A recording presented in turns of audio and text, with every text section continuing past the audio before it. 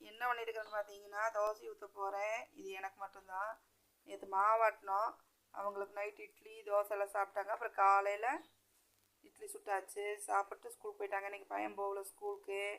ஹஸ்பண்டும் என் பொண்ணும் போயிடுச்சு. இன்றைக்கி எக்ஸாமு.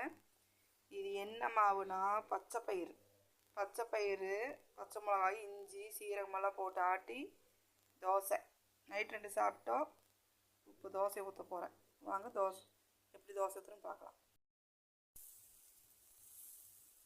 உடம்புக்கு ரொம்ப நல்லது. யூடியூப் பார்த்து நானே பழகினேன். நைட்டெல்லாம் எங்கள் வீட்டுக்கார சாப்பிட்டு சூப்பராக இருக்குதுனாரு. இப்போ இன்னும் கொஞ்சம் மாவு புளிச்சிருக்கு, நல்லா வரும் தோசை. நீங்களும் வீட்டில் ட்ரை பண்ணி பாருங்கள். சாதா மாவும் ஆட்டி வச்சுருக்கோம். இது பச்சை பயிர் தனியாக ஆட்டி அதில் மாவு புளிச்சதுக்கப்புறம் ஊற்றி வச்சுருக்கேன். வெந்ததுக்கப்புறம் எப்படி இருக்குன்னு பார்க்கலாம். தோசை வெந்துருச்சு. கொஞ்சம் எங்கள் தோசைக்கல் கொஞ்சம் மிஸ்டேக்கு. பாருங்க, எப்பயும் போல தான் இருக்கும். நல்லா இருக்குது, சாப்பிட்றதுக்கு சூப்பர் டேஸ்ட்டாக இருக்கும். ஓகே ஃப்ரெண்ட்ஸ், நீங்கள் வீட்டில் ட்ரை பண்ணி பாருங்கள்.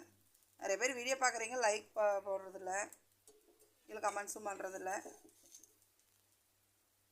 ஓகே ஃப்ரெண்ட்ஸ், வீடியோ பிடிச்சா ஷேர் பண்ணுங்கள். Okay bye.